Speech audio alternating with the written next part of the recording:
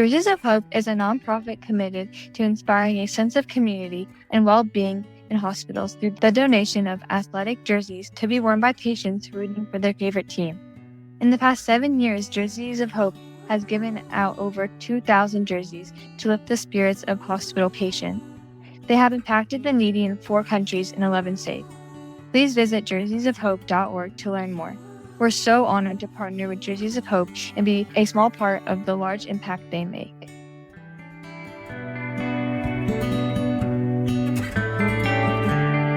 Hey everyone, this is Aaron. I hope you're enjoying season 3 of Unscripted. We are off to a very big start, and it's because of guests like my guest today, Brian White. If you spend 5 minutes with Brian, you're going to know real fast he's passionate. He loves his hometown Cincinnati Reds. He loves his wife, his music, and his relationship with God. He also happens to be from my alma mater, Mount Vernon Nazarene University. He was the frontman for a Christian band, Brian White and Justice, for 15 years. He had 5 projects that he recorded. Not only that, he has written 16 number 1 songs. He has 2 Dove Awards for Song of the Year, Country Song of the Year, and Billboard's Most Played Song of the Year for Rodney Atkins' Watching You, as well as ACM and CMA nominations. Watching You was listed at number 37 in Billboard Magazine's 100 Greatest Country Songs of All Time. It has also topped the charts as the most country-played song of the decade.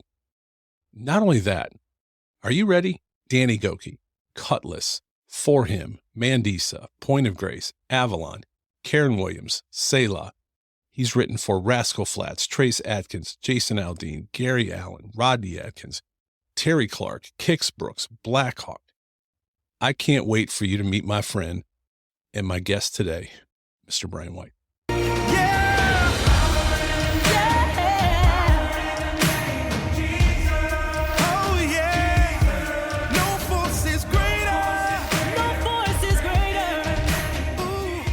Welcome to the Unscripted Podcast. This is Caitlin. Each episode, my Uncle Aaron interviews guests that are living their lives unscripted. The song you are hearing is the music from our dear friends Tori and Shauna. You can find their music wherever you stream your favorite songs. For now, from his studio, here's my Uncle Aaron. All right, welcome back to Unscripted from my Jerseys of Hope studios here in Hilliard, Ohio. This is going to be a good one today. I'm going to cry. I promise you in advance, I'm going to cry. Well, I'll cry with you, man. All right. Brian, will you introduce yourself and we will go from there? I'm Brian White and former Mount Vernon Nazarene College alumni. Not a former, I am an alumni. Absolutely. And, always. It was formerly Mount Vernon Nazarene College. That's right. And I live in Nashville, Tennessee, singer-songwriter, and I've been doing this. The Lord's been good. Been doing this for 36 years now. But so honored to be a part of the podcast, man. Well, I'll tell you a really quick funny story. So I graduated and didn't pay my bill, but shout out Mount Vernon that they let me pay. Like they said, hey, if you can send us $5 a month, whatever you can send us. And so by the time I finally paid my bill off to get my degree, which used to be on that shelf back there, but it was university. Yeah. So I graduated from Mount Vernon Nazarene College, but my degree says university on it. So there you go, Brian. That's good, man. That's good. It is good. It is good, man. I'm so honored. I'm so honored. I've been chasing this interview from our good friend Kurt Harding for many, many months. And I'm so blessed and honored that Kurt finally was able to make this happen for us. You're rocking a Mount Vernon baseball hat. I'm rocking one that I got at the gift shop. My kid played. My kid was on the baseball team, but right before we recorded, you said you were on the baseball team. So Brian, let's start at the very beginning, man. What's the connection to Mount Vernon? I grew up in Westchester, Ohio, and went to the Pisgah Church of the Nazarene, which is now the Westchester Church of the Nazarene, and Southwestern Ohio District, and played ball at Lakota High School, and wanted to continue in college, and had a couple offers to a few other places, but I always thought my sister went to Mount Vernon, and I wanted to go to Mount Vernon, and ended up there. The early stages of the college, where they're putting their sports program together and things, and I played 4 years of baseball at Mount Vernon, and loved being a Cougar. Man, it was, That's right. That's right. probably loved it too much, more than I did studying. And so the first year took a toll on my grades. But I'm a avid fan of baseball, growing around up with the Big Red Machine, and that was my dream, was to play pro ball at one point. But playing college ball was such an honor there, and still. So the alumni office, one of the guys came through. Brad came through for a luncheon. Brad Coaches? Yes, and I he love me knew some that Brad Coaches. he's a good dude, and He's such a great dude. And then James Smith also came through and took us to dinner, my wife and I. But when Brad came through, he had this, because he knew that I played ball, and he went to the baseball coach, and they gave me a game cap, which I was like, hey, I'll take the game cap. So, but yeah, I pitched and played a little infield there for the Cougars. And matter of fact, I was down here in this is our bonus room, and there's a bunch of music and sports stuff. I'm a sports nut. Yeah. And I found on the shelf over here, I'd forgotten, I was looking, my wife was moving some stuff around, and it was my second victory in my senior year baseball, and I pitched against Ohio Dominican. How about that? And it was over there on the shelf, and I thought, oh my gosh, that's just such a good memory. But I love me some Cougars, and love the college and the campus, and haven't been back in a few years. They want me to try to come back, and I get so much support from the college. They're very kind, and so I just am blessed. So the Toshifs and Mike Cheek, and there's a whole list of people there. Oh goodness, that just have been very kind to continue to reach out and send swag, if you would. And I'm not too proud to just say, hey, if it's free swag is good swag, man. Hey, right? Well, I'm going to tell you. So I was last weekend. I was down in Cincinnati. The big Nazarene softball tournament, right? Oh yeah, down in Springdale. Yeah, down in Springdale. So my son was playing in it, and the last time I was down there was when I was playing it, carrying him off the field as a toddler, and I got pictures on social media about that. But Mike was down there giving out swag. To your point, he was giving out T-shirts, and I don't think there was one big enough for me in his little wagon that he was giving out. But I will say, Mount Vernon's special for all of us.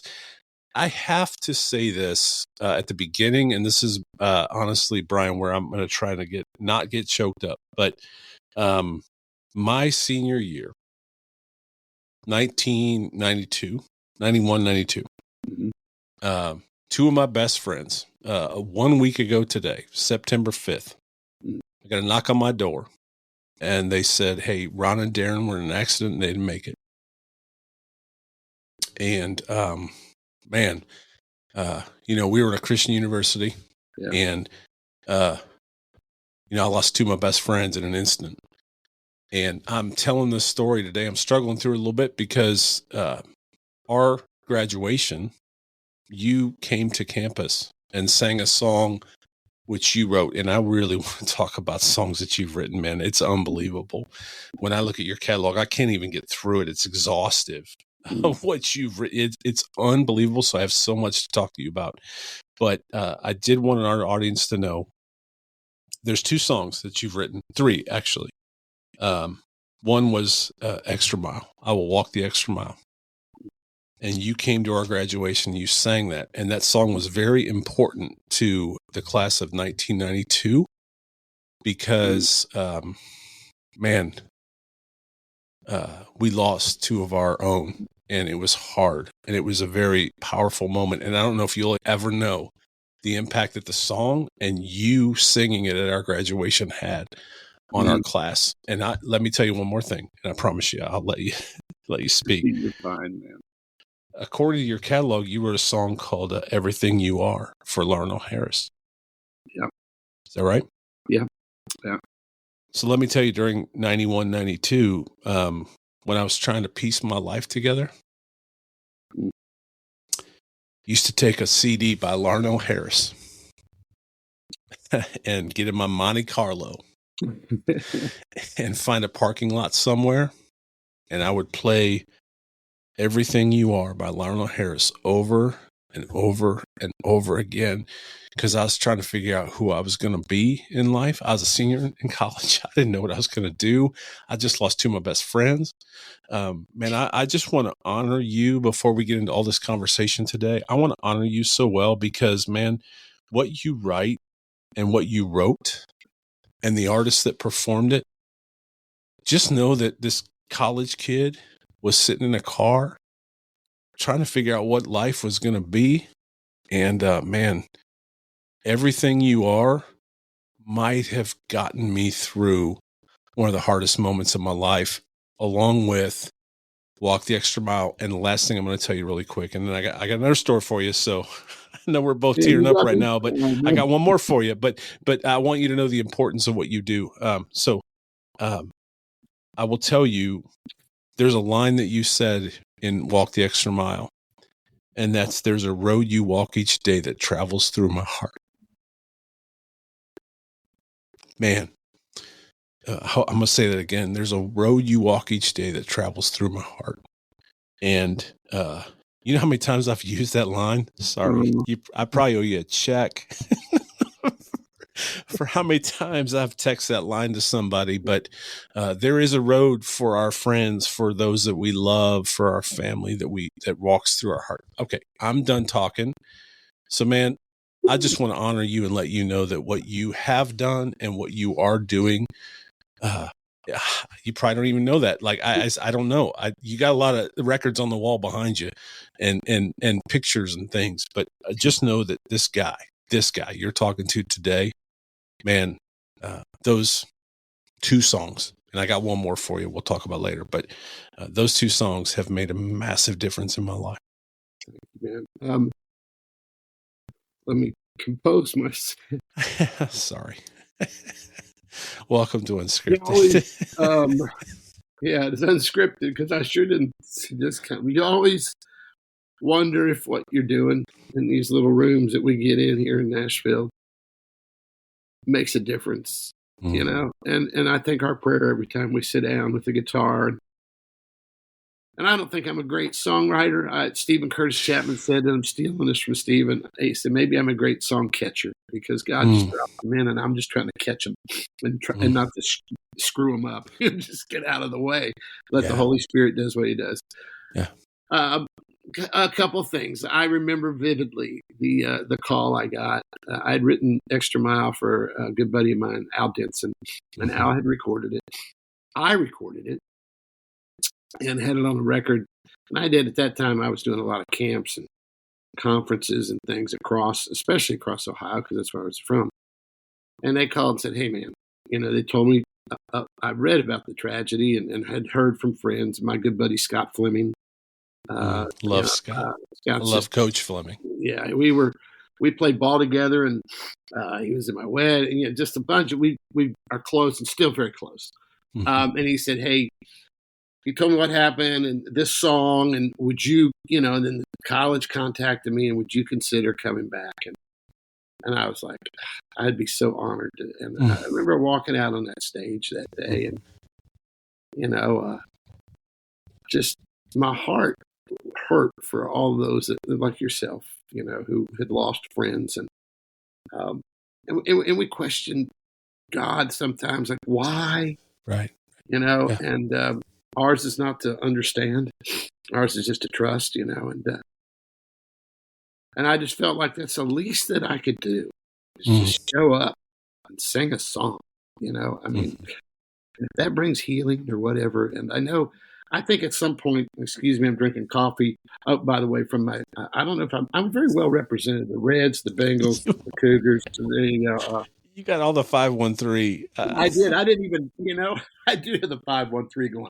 But I think they had some kind of a plaque or something that hung down in the sports area. And they were like, is it okay if we reprint these lyrics? And I'm like, do whatever you want to do. That's And to this day, that was one of the special moments in my career. I mean, just to be given that opportunity and that honor to stand there with that class. And so it means the world to hear a story from you, because sometimes you leave and you go on and you go, I hope I did okay, and I hope that song did. and to Won't know forget that he did. And then the crazy thing, Everything You Are. That's actually was the very first number one song I ever wrote. And of course, Larnell is like one of the premier singers in our industry. I think Amazing. globally, he's just unbelievable. Yeah. And to hear his voice on a song was one thing, but that song, Everything You Are, is all I'll ever need. There's not a path I'll take where you cannot lead. How can I be less than what you ask of me? I have it memorized. And, absolutely. That was my heart. I would like to sit here on this podcast and tell you that everything I ever did was perfect. It's not. Right. And there was times that I found myself writing healing into my own heart. It was like God's.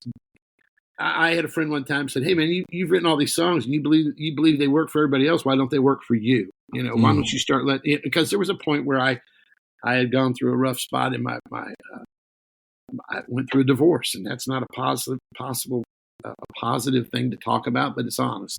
And it was at that point they were saying, "Hey dude, you need to go back and listen to some of the things you've written that have healed and helped other people that are hurting, and believe those words yourself." Everything You Are was one of those songs. It was just, for me, it was like, oh my gosh, God, you're just pouring this out. And I wrote that with my good friends, Dave Clark and Don Cook. And if it ever did anything more than just get written, but then when they called and said, "Hey, Larnell's going to record this," and I'm like, "Oh, what?" And then they go, "Oh, they're going to do it live at the Brooklyn Tab." With the Brooklyn Tab, right? Like, come on. I mean, that album is off the chain. And that was pretty, so good. It was pretty unbelievable for me, a new songwriter at that time. And so I still have a very strong relationship with all those guys. As a matter of fact, my friend Dave had a big celebration of his years in the industry. And me and Don and Dave were there, and Larnell was there. So we got a picture of us. It might have been the first picture we've had together since we stood together on the platform and got a plaque. But those songs are special songs to me, and to know that you and I never met, right? And outside of our good buddy Kurt Harding, who said, "Hey, there's this guy that does this podcast, and he went to college where you went to." I was like, "What?" And I said, "No, he went to university. I went to college." That's right. Yeah. But I would never know these stories. So you've blessed me this morning, man. I'm like anybody else. Probably you doubt sometimes what you're doing. Is that any good? And does anybody really care? That you kind of go through that self-doubt stuff.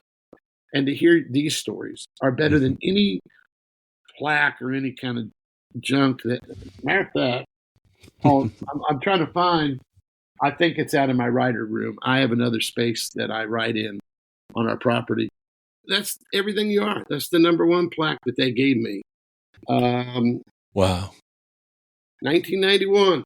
Been a few years, but that was the early part of my career as a writer, and so to hear that it impacted you and made a difference in your life, dude, that's better than that plaque. Yeah. Oh man, that means a lot. Your story on that nail over there, and say, "Hey, here's the story of my buddy Aaron."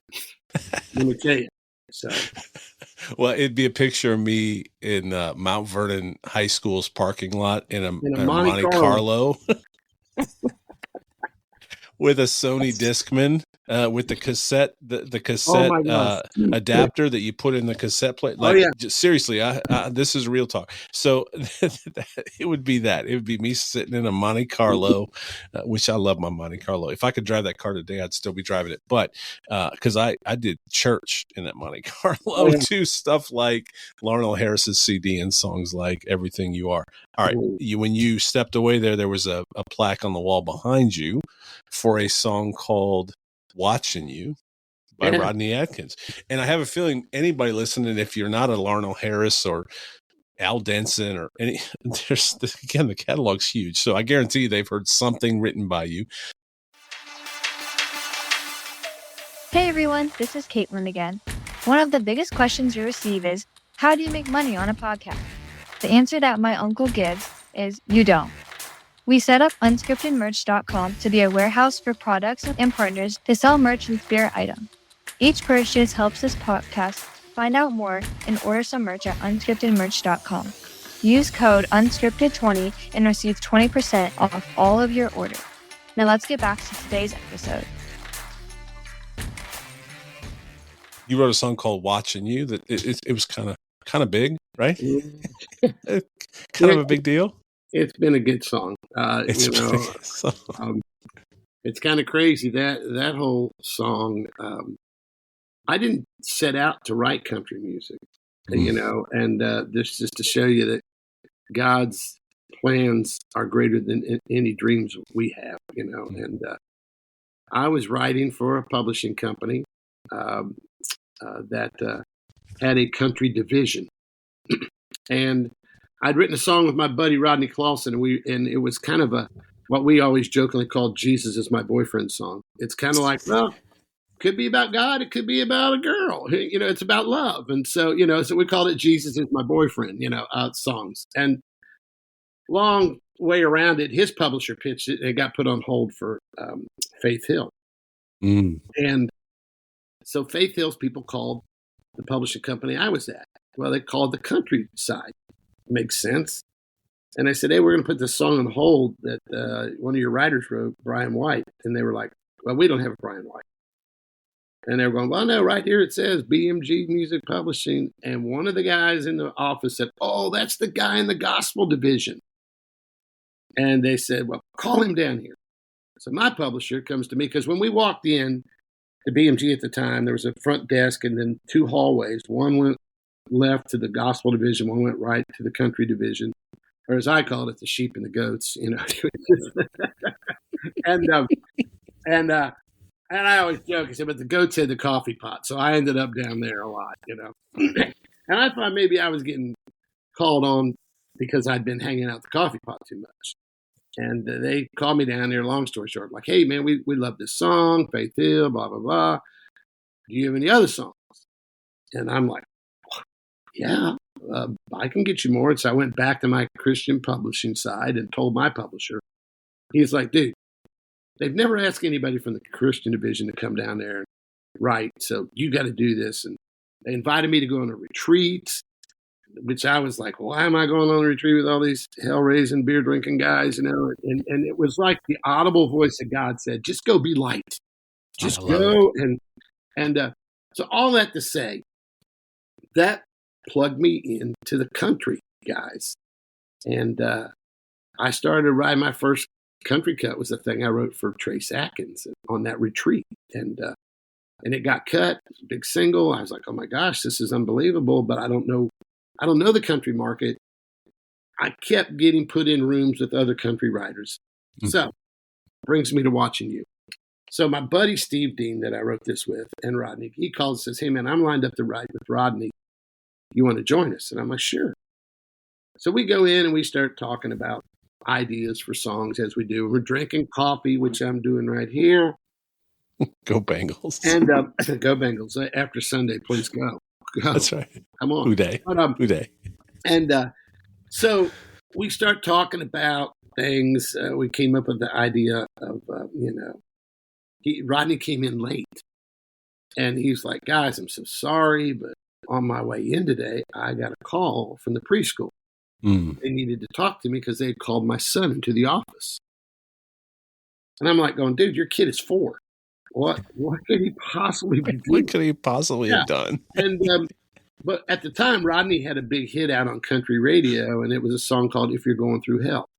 And the whole essence of the song was, "If you're going through hell, keep on going. You might get out before the devil even knows you're there."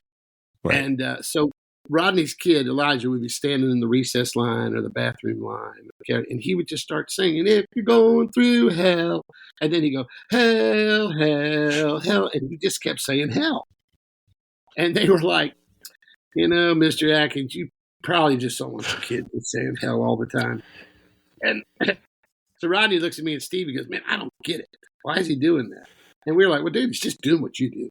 Yeah. He's listening to you and he's watching you and he's going. And Rodney went, let's write that. Smart songwriters, when you get in the room with an artist, if they say, let's write that, you go, yes, let's run. Let's run, right? Let's run. Yeah. So we took off on that, and we wrote the first verse, and we got to the second verse, and I said, it's not just the bad things that we pick up from our parents. My dad, who was my hero, such a godly man, raised me in the church, him and my mom. I would come home from baseball practice, and my dad would be sitting in his recliner reading his Bible. Or I would find him kneeling by, his bed or whatever. And those are the things that impacted me. And I said, it's those things too. And we were like, well, let's write that into the second verse. Having no idea that the record label loved it. So we're cutting this. And so we're like, yay. And but having no idea it'd ever be a big single. And he had a song, Going Through Hell was his first single. And we were at the number one party for that. And the record label head, Mike Curb, who's a big name down here, he walks over to me and he says, man, and he was comparing because they had Tim McGraw on the same label.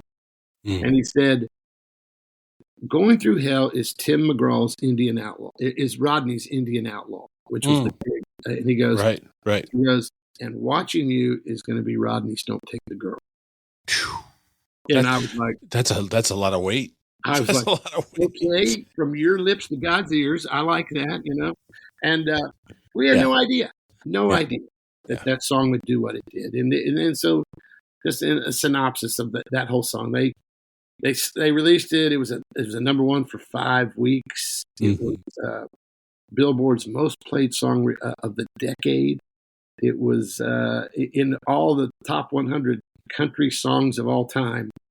It's listed as number 37, which is kind of funny because it's right under Mamas Don't Let Your Babies Grow Up to Be Cowboys. So I've always joked and said, me and Willie Nelson, we're tight, And but it's just been that song that has a message that I get emails to this day of people going, hey, this song changed the way I parent my child. This is or I'll get somebody walk up to me at a concert and go, man, that was my dad and I's song. And, and he went to heaven 2 years ago. And every time I hear that, so it was a blessing. It was a God thing. Again, just being ready to catch what God was dropping in the room. And I'm so thankful for that song. It was a game changer for me. It, in the industry, it gives that kind of credibility, I guess is what the word would be, that people going, oh, you wrote that, let's get in the room, And it was a snowball of opportunities that came my way across the board in the CCM market and the country market. So I'm grateful for that song. Well, grab your handkerchief again if you got it. I do. Seriously, get it on deck, because the song "Watching You," when it came out, dear friend of mine found out he had stage 4 cancer out of nowhere. His kids were my kids' age, and so it was like watching myself, because his kids were my kids' age. And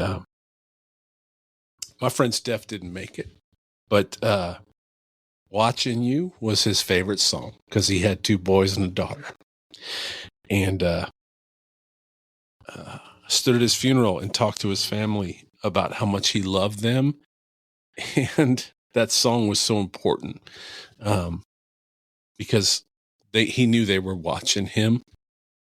And today his middle son works for me. And I told him last night that I was going to interview you today. And his daughter graduated this year, went to my tattoo artist and got a tattoo. And I'm gonna have to apologize. You can write a song about this. I'm gonna have to apologize to Steph when I get to heaven that that I might have encouraged his daughter to get a tattoo, and she went to my tattoo artist. But anyway, no, man, I just again I wanted to honor them and Steph. And let you know again, man, these things that you just write, and I know you're not just writing songs, right? Like, and people perform them, but what you do is the Lord's work. Whether it's country music, like you said, right, left in the hallway, it's the Lord's work, because music is so powerful, especially for people that don't know how to process emotion or don't know how to package emotion. Somebody just sent me a song today, the new Miley Cyrus song. Sorry if we go off track, but seriously, a new Miley Cyrus song. And when I listened to it, it was so powerful. Mhm. And I'm a music fan, and it has helped me. Music in my life has been so powerful and important. So that's why I could not wait to interview you, because you don't have to sing the song, but the fact that you pen it, man, that every line impacts people, whether it's a celebration, whether it's a great memory, whether it's a scar, whether it's man. So what is that like? I assume you understand, and I'm not putting pressure on you. I assume you understand the weight of knowing that I write this and I hand it to an artist. Let's call it, behind you's a Jason Aldean. Again, the catalog here is incredible. The artists that you've worked with that then put that into motion and put that out into the world. Diane Warren is someone that I think of that has written incredible songs, and nobody even knows. I bet a lot of people will hear her name and not even know who she is. What's it like? It's an interesting thing, because I did for 15 years. I was an artist, and toured, and the Brian White and Justice days where we played every, and I was the long-haired guy in the Nazarene church, so to speak. But sweet mullet, and so sweet. And unfortunately, you can't deny it because it's on the internet. So, right. It's out there. But standing on stage and singing and seeing the impact is one thing. Yeah. Knowing that you write a song, and a guy like Larnell or someone like Rodney or Aldean or For Him or whoever, they think enough of that song. Mm-hmm. They're going to pick 10. They want that to be one of them. And then they want to go and stand in front of the thousands of people that I'll never see or know or have that opportunity, and share that song with their fans, with their audience. Yeah. It's very humbling, because you realize what you created in a small little room in Nashville is being sung. So tonight, I'm going, okay, well, Aldean's in an arena somewhere in, Alabama, and here's Rodney somewhere else down in Georgia, and then here's Danny Goki, and he's over here in Arizona, and they're taking pieces of me, and they're standing on a platform, and they're saying here, and I'm going, wow, I never in a million years would have dreamt that little piece of me would go to a place where I'll never go and be in front of people that I'll never meet. But the message was strong enough that those artists felt like, I've got to say this. I want to say this. And you're right, whether it's a celebratory song or just I wrote a song, there's a group called the Martins. And I wrote a song called The Promise. And that song probably is one that that was a heart song there as well. And I don't want to think I wrote the big funeral song, but I get more people who write me and say, we had this sung at my dad's funeral, and when my dad passed, it'd be 2 years ago, I went home, and I told Mom, I can't sing. Don't ask me to sing. And she goes, oh, you have to sing The Promise. And I remember getting up there thinking, I don't think I can do this. Yeah. And my wife and I cried my way through it. But I realized even then, the healing that comes through music and the words, and how God poured hope and peace into my heart that moment. And so those things, it's indescribable. I mean, accolades and awards and stuff, that's cool. But it's knowing that you've touched a heart and maybe helped somebody through a tough time or whatever it may be. I can't even I don't know how to describe that. It's mind blowing that your little creation that you, like I said, you made here in a little room would go across the globe somewhere and impact somebody that you've never met. And I think every questions. Go ahead. I'm sorry. Go ahead. Excuse me. I think every day that I get in the room, that's what I think. Who needs to hear this? And God, take this where it needs to go, because right here in Nashville. It needs to go beyond these three people that are sitting in this room writing it. So you take it and use it wherever. And that's kind of the way I approach my writing. It's just, I drop it in God's hands and say, whatever becomes of it, it's all you, Lord. And you will get the glory and you will get the praise, because I'm just trying to be faithful in what I do.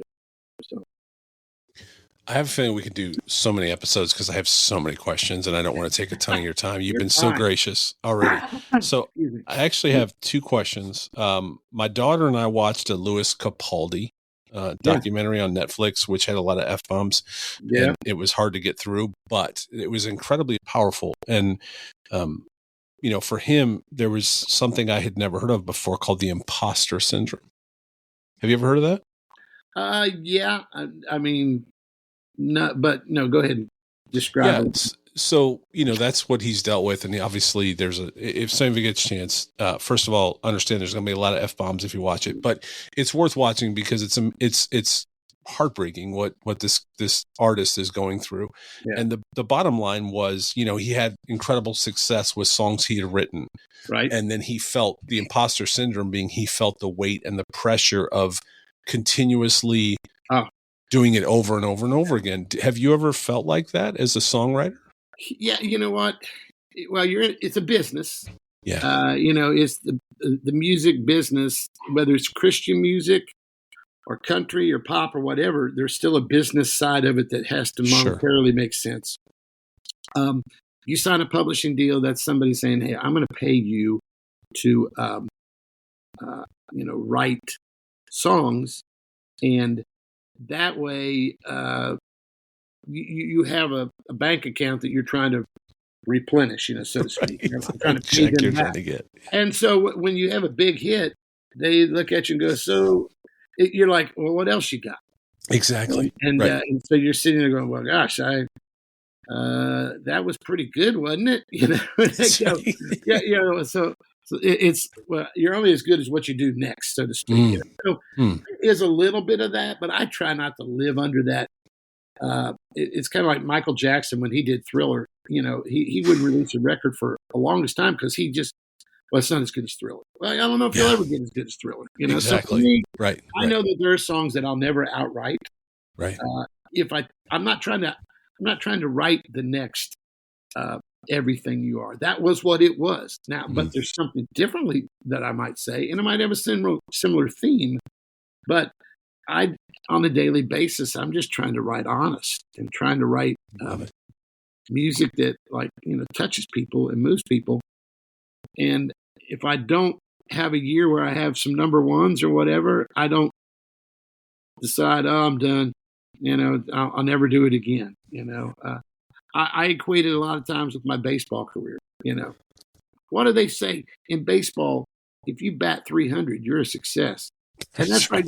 So if you look at that and anything else in life, go, wow, if I'm successful 3 out of 10 times, I'm a star? Really? Right. And so I look at that and go, in the music business, that percentage is way, way. I mean, I've written hundreds and hundreds of songs. Been fortunate to have a lot of cuts, but when it comes down to the percentages, if I sat down, I've never really done this, but I don't know I'm batting 300, in the music business, but it's something, you hope that everything you write finds a home.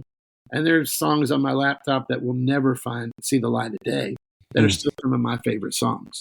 Yeah. And it just, and maybe it was just written for me at that point in my career or my life that I needed to hear that myself. I don't know. It is a little bit of pressure when you have the business side kind of looking at you with a contract and this is how many songs you need to turn in, and this is how much we're willing to pay you for a year of your services, and and you're going to make this back, basically. And I've been fortunate to what they call recoup, and keep a job. This is all I've done for 37 years. I've fooled them all to believe I can, So for 37 years, I've been writing songs and singing, and I go back to some of my high school buddies, even some of my college buddies, and they'll go, so what is it you do? And I said, well, I'm a songwriter. Yeah, but what's your job? And I go, like, how do you get paid? Right. that's my job, man. And then they're like, what? Yeah. Every Yeah. day I get up and get to grab my guitar and be creative. Mm. And I love that. And, I love that answer. And again, you've been very gracious with your time. And I want to, man, I have many more questions. So you're going to have to come back for another round. I'm yours, man. So we can talk a little longer as long as you want to. Yeah. I'm here. I took the day and kind of said, you know what? I'm actually not writing today. I'm playing for a benefit tonight. I love it. We do some benefits here in town for childhood cancer. And so they bring some writers in, and you ever been to the Bluebird, or do you know what the Bluebird is? I've been to Nashville. Okay. Actually, tell Kurt Harding that our table's almost ready at Mellow Mushroom in Franklin. I will. Look at that. The Bluebird is a songwriter venue where people come and they want to hear the stories behind the songs, much like what I'm telling you. Yeah. And we sit on stools with our guitars and we tell the story, then we sing the song. So they bring a bunch of us together like that, and we play, and the money that's raised benefits childhood cancer research. Mm. So that's all. And that's not when I say that's all I have. That's what I have for today, and that's later on. But I block as much time as you need me here. And, so I'm yours, brother. Well, that's a perfect segue to my next question was going to be this. So when the first time I met Kurt Harding, or one of the first two times I met Kurt Harding, it actually became an annual event, and they made me run the god-awful Nashville half marathon. Oh, yeah, I did that. It's the worst ever. It's serious. And we did it every year so we could get together with Kurt and a guy named Dave Schrader and some other, the Maines family. We all went out together, and it was amazing, and it became this annual event for us. But one night we went to Puckett's, and I think it was the very first time we did it. And my good friend Dave Schrader said, hey, we're going to go to Puckett's. It's Songwriter night. I'm like, how dumb does that sound? Like, I live in Columbus. I don't know anything about this stuff. He tells me, and so I'm in my mind, I'm like, how good is this going to be? Like, we're going to be like, what is it? Some guy sitting around talking about how he wrote this song, which now I actually absolutely would love to hear, like we're talking about today. But at the time, I'm like, man, that sounds dumb. Like, we're going to Nashville. Like, there should be some fun. Let's do something. Anyway, we went, and we were standing outside Puckett's because we had to wait to get in. And this guy walks by with one of the most amazing mullets ever. It knocks my mullet and yours out of the ballpark. Like, It was amazing. And it was this guy walks by. I'm like, check out that dude's mullet. It's amazing. And this is just a few years ago.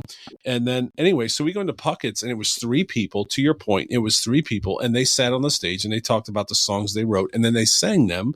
And one of the guys, the guy with the amazing mullet, was Tim Rushlow, who wrote a song called Amy's Back in Austin. And my son is named Austin because of the song Amy's Back in Austin. I heard the song, and my wife was pregnant, and I said, if we have a girl, it's going to be Amy Austin. And if we have a boy, it's going to be Austin. I just like the song. And so here I am. Wow. I'm sitting there. So Nashville's amazing. It's incredible. That was completely off track. That was not what I was going to ask you, but I did have to share the story. So yeah, Nashville's this amazing place that I wish someday we could live, and because I would be in all my glory down there for things like that. It's a continual. I know Tim; he's a good brother, and I just his years with Little Texas and all that. Love Little Texas, but that's the energy of this town. I was a youth pastor when I moved here, and I left the church I was in at Oskaloosa, Iowa, the Nazarene Church, and moved to Nashville to take a position at Grace Nazarene, and I'll never forget my pastor in Iowa said, Brian, if you move to Nashville, you'll never leave. He goes, it's what you do. Yeah. And it is. It's a town full of creative people, and I love the energy, and I love that aspect of it. So I love that I got to walk up to Tim Rushlow and his amazing mullet. I don't know if he still got it, but at the time it was amazing. It was permed. It was amazing. Oh, yeah.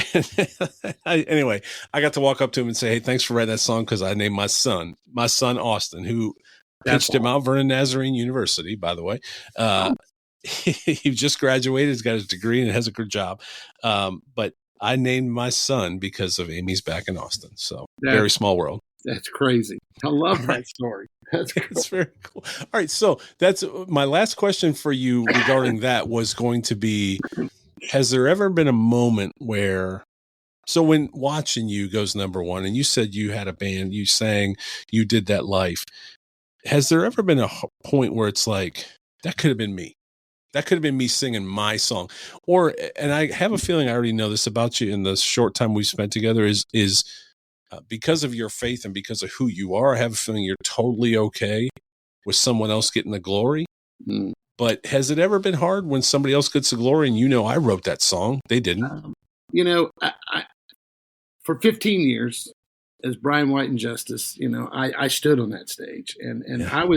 the crazy thing was I was writing at that time. We were a rock band. We were kind of like Bon Jovi for Jesus. Okay. It was just that whole thing. And I remember coming back to the campus and I had a healthy mullet and a tattoo and earrings and I'm going, they're going to walk me out there to sing. And the professors, the music professors, were probably like, oh my gosh, it was great. Because I traveled in the PR group at the college, and we were nothing like the PR, the music majors. We were not prim and proper. We were like, come on, it was that kind of thing. And so I did that for 15 years, and I did 5 records and saw the world from a bus and an airplane window. And there came a point where I was like, you know what? I'll tell you when the point came. I was playing a show, and they said, hey, we got this band going to open for you. We were playing in Columbus. I want to say Reynoldsburg, maybe. I don't know. But they said, it's a new band, and they're hot, and everybody, so they're going to open for you. We're like, okay. So we get there, and there's all these kids, because we had a pretty good draw in the especially in the Columbus area because of Mount Vernon stuff. Big crowd. And this band goes out there, and they are just ripping it apart on stage, just killing it. And they were this little band called Reliant K. Well, and they were just kind of on the verge of signing with Goatee and all that, and they're moshing, and people are going crazy, wow, and then they go, and then we go out there, and I felt like the old guy walking out there, and we're doing this kind of arena rock thing. Mm-hmm. And I remember I decided, okay, I'm going to do a little stage dive, because that was at the end of a song, and my drummer's doing this big trash can ending, and I'm like pointing at the crowd, and they're pointing back at me, and I'm pointing at the crowd like, I'm coming for you, man. And I go running out of the stage, and I dive, and I turn, and it was like the parting of the Red Sea, man. I just went, and I hit the ground, and I knocked the wind out of me, and my guitar player's still doing the big strum, like, are we going to ever end this song? Are you ever going to get back on the stage? And I'm thinking to myself, it's been fun, but I can't, nah. And that was kind of the start for me going, that was the moment, huh? Yeah, I'm like, I don't want to jump off the stage no more, and I'm not going to do this. And but it was just, it was like a passing of the baton, whatever you want to call it. I realized, I ran a really good race, and I enjoyed it. And there was something very, very satisfying with standing on the stage and singing my songs and watching the people respond. But at the same time, I'm out here doing the rock thing, and my publishing company is going, hey, we're looking for songs for Larnell. Can you send us something? Or we need some Michael English, or and I'm writing something completely different than what I do. And I loved that. It was like, okay, I'm not just this. I'm like, okay, maybe. And at that point, the songwriting really, really became more of a focus, writing for other artists. And so it was easy for me to step back and go, I've had my day at the level that the Lord wanted to take it to. And I loved it. We played General Assembly, and we played every VIP day thing. And we did all that. And it was fun. I loved it. I don't regret 1 minute of it. But it was time for me to step back and go, now I stay home. Do I miss a bus? No. Do I, do I miss setting up and tearing down every night? No. I mean, my buddies still do that. I mean, we came in the same time as Third Day. Audio Adrenaline. We toured with Audio Adrenaline. Mylan, who just passed away. I did shows with Mylan. Yeah. Right. Those were great memories. But I love that I just sit on a stool. Tonight I'll go take my guitar, sit on a stool, plug it in, tell a couple stories, play my songs, unplug it, come home, sleep in my bed. I love it. So I don't really, it's not like, hey man, that could have been me. It was me for an extent, but I think more importantly to me is like, when Michael English cut some of my stuff, I was like, okay, that's a voice for the ages. Right. And right. So who am I not to be happy about my little song and let him sing it? Yeah. They don't want to see Brian White singing that song. Let him sing it. So it wasn't hard. Hey everyone, this is Caitlin. Did you know that the Unscripted podcast is a part of a larger group called the Unscripted Collective? The Unscripted Collective is a team committed to building websites, podcast coaching, and even has a merchandise warehouse for podcasters and organizations. Find out more at myunscripted.com. Reach out today to find out how we can help you in your organization too. Visit myunscripted.com. Now let's go back to today's interview. Well, by the time this posts, your night, Bluebird, is that what you called it? Well, tonight we're playing, it's kind of a Bluebird setup. It's called The Bluebird. Local, which is a club here in town that they do. The guy there that owns The Local is very much involved in childhood cancer sponsorships. And so Love that.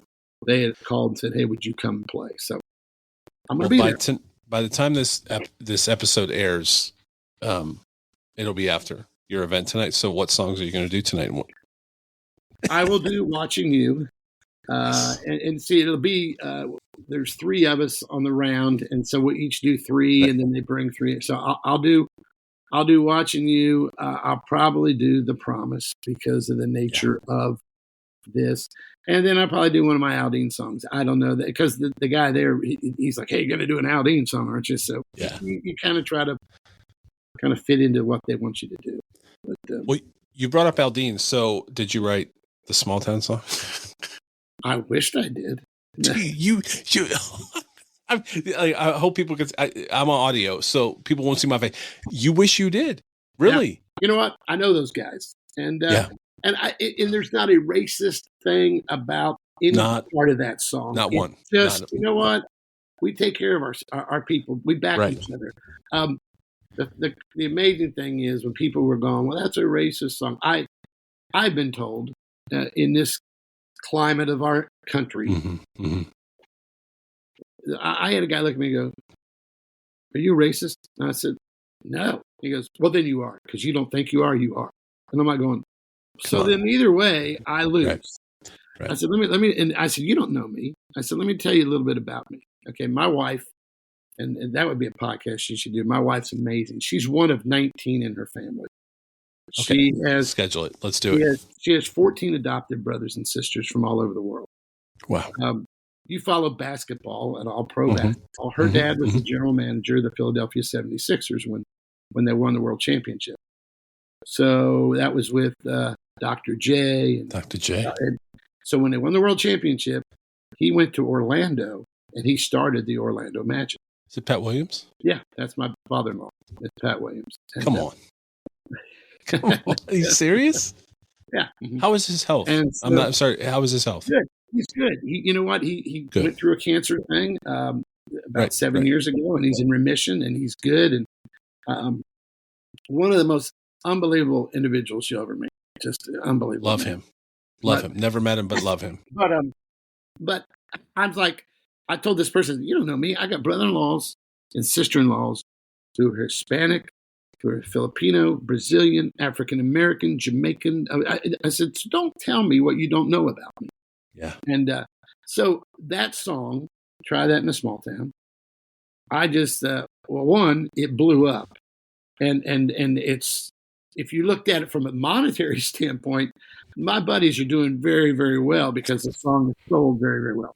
Right. But anyway, now I wrote a song. I've been on the last 4 Aldine records. In case you don't remember, Like You Were Still Mine, Blame It On You, which was a number one for there's Great and, song. You know what? Those are just Jason is who Jason is.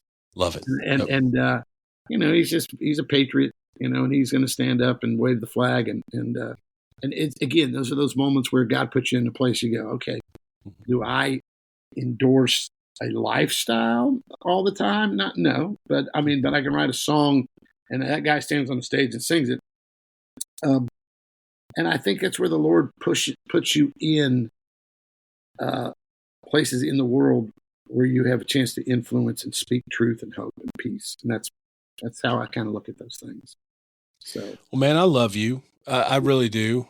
We've just met here today. I just genuinely mean that. That's just for many reasons we've talked about. I could talk to you all day, but I know people listen on a treadmill or in their car. Yeah. And so, sure. You know, unless we do like 5 episodes, which you got to come back. And I honestly want to interview your wife too.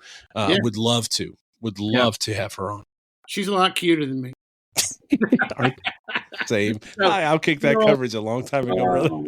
Yeah, I'm out of my league. But you know what? Let me just say this. I want to just say thank you for pursuing this podcast interview, and the fact that we both have the roots to Mount Vernon. I love love my university. That's right. And I always said, I think as someone said it there, we're not just trying to teach you how to make a living. We're trying to teach you how to live, you know, just like that's what college was for me. Yeah. I went there to play baseball, and, you know, it was like an overglorified youth camp, you know, it was like, woohoo, you know, it really was, you know, and at your freshman year, you're just like, oh, this is unbelievable. And then you flunk out of class and you're going, yeah, this is unbelievable. And I'm paying for this. Actually, your parents are going, we're paying for this.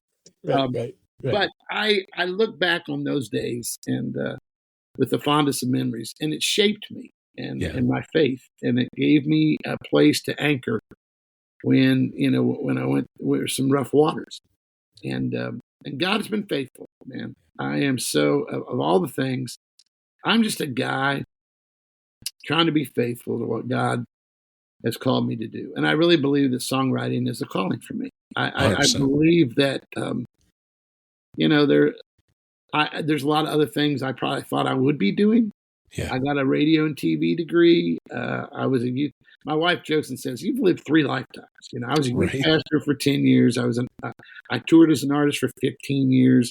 Now I've been a songwriter all those years, but now that's just what I really do, is just write songs, and have done that for the last 15, I guess, or 20.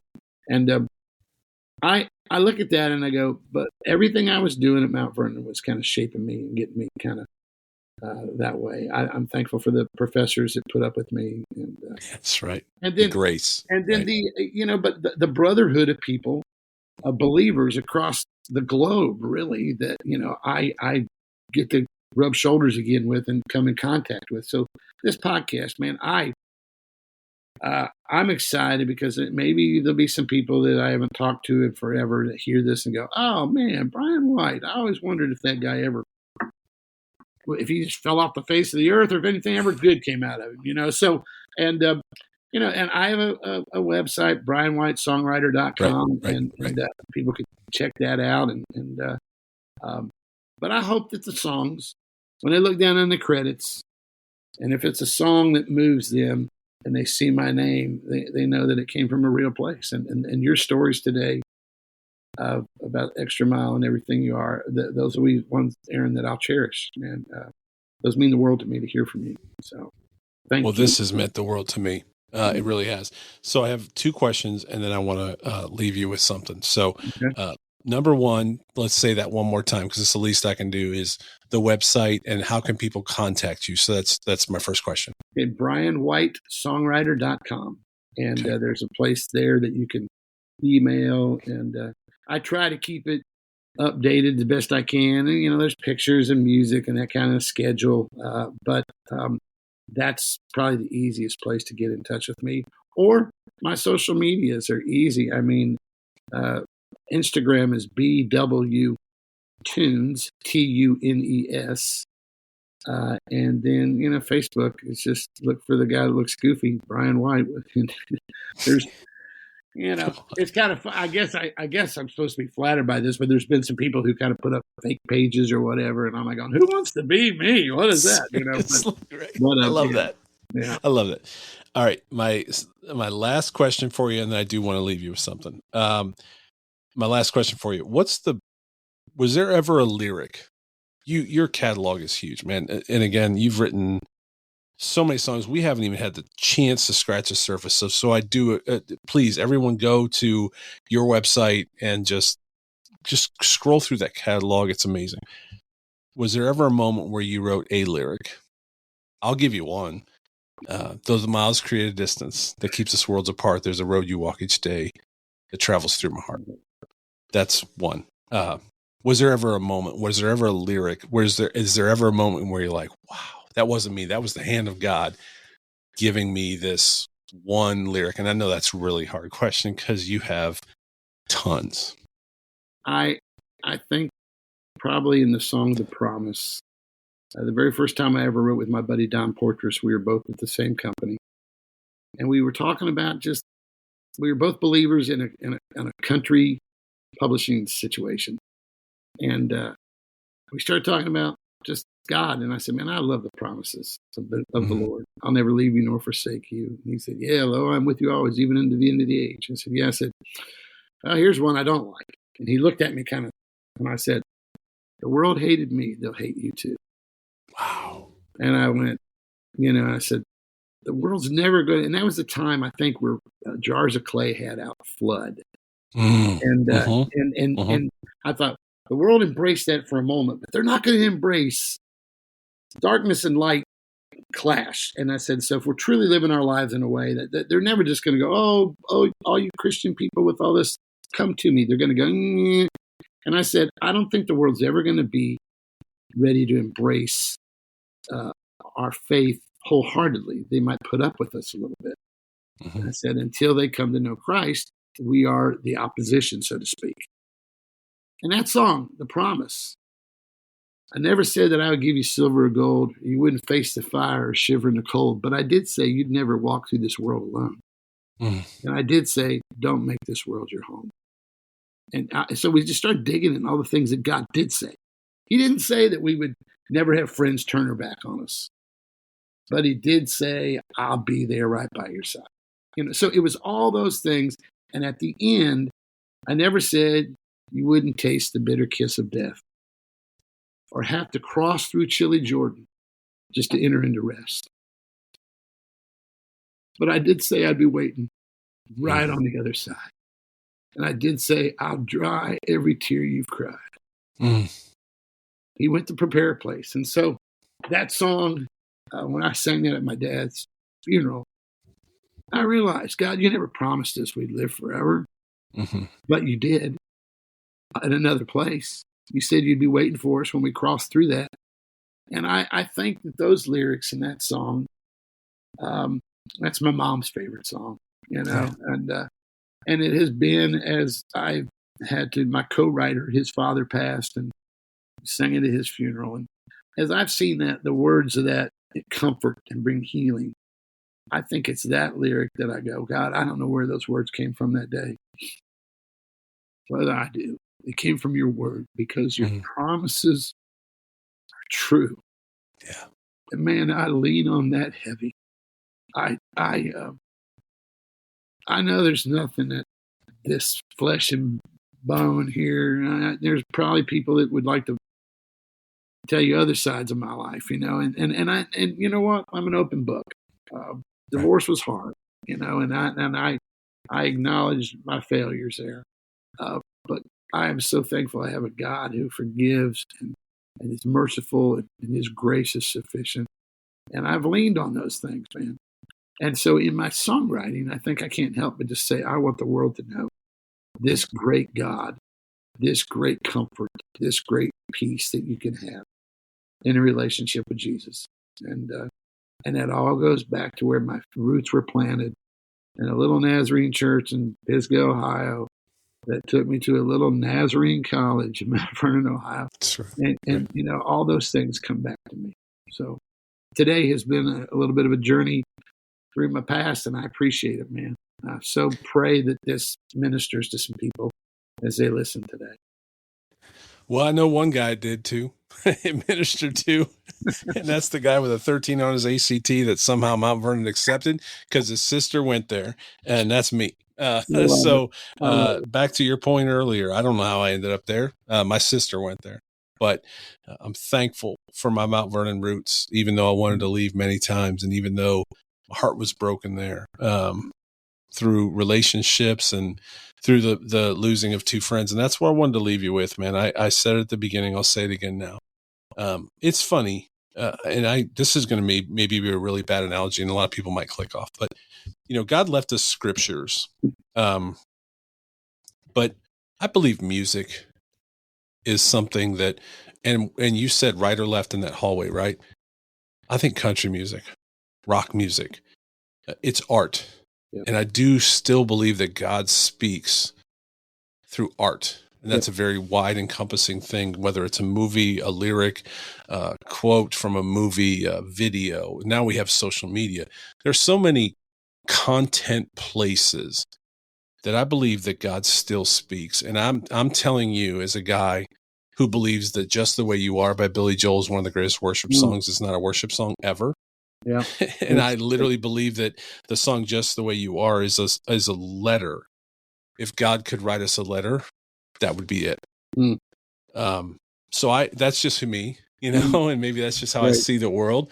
But I want you to know that, like, your ministry, maybe you're not stage diving anymore, but man, what the songs you write, whether it's Aldine, For Him, Cutlass, gosh, I could go down this list, or Larnell Harris, for a kid in 1991 sitting in his Monte Carlo in a parking lot at Mount Vernon High School, crying his eyes out and just crying out to God, man, it matters. And for me to spend a few minutes at your feet today and just listen to your stories, I am so honored, and I'm so thankful that you followed the God's calling on your life and that you're friends with my guy, Kurt Harding.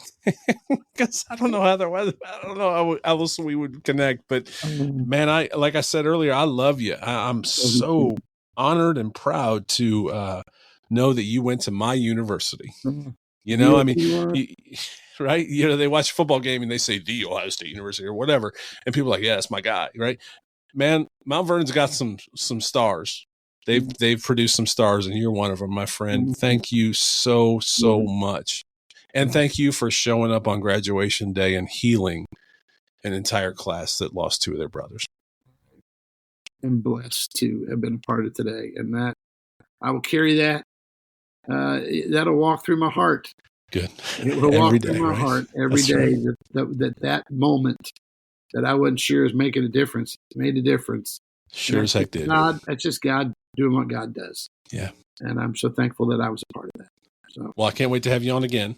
Hey, come to Nashville. Let's go sit and listen to some guys with mullets sing songs and rename your kids. Just don't make me run the marathon, man. That's all I'm asking. Don't make me run. Oh, man. You know what? If I get up that way, I would love to. We'll grab lunch or something. If you come through Nashville, please, you've got my numbers, and let's hook up. Okay? Absolutely. We'll watch my Guards and your Reds play. Hey, I love your Indians. We're